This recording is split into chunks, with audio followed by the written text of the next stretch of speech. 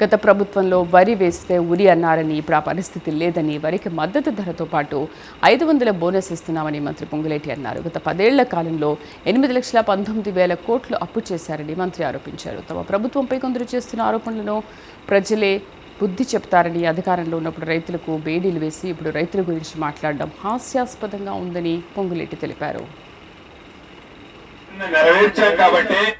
రాష్ట్ర ప్రజలు ఈనాడు ఈ ప్రభుత్వాన్ని మనస్ఫూర్తిగా దీవిస్తున్నారు, ఆశీర్వదిస్తున్నారు.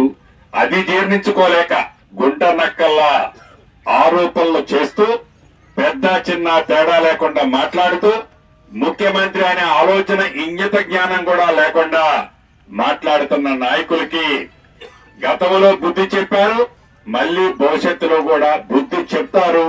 వారు కనే కలలు తెలంగాణ ప్రజలు కలల్లాగానే ఉంచుతారని కూడా ఈ వేదిక మీద నుంచి వారికి మరొకసారి తెలియజేస్తున్నా.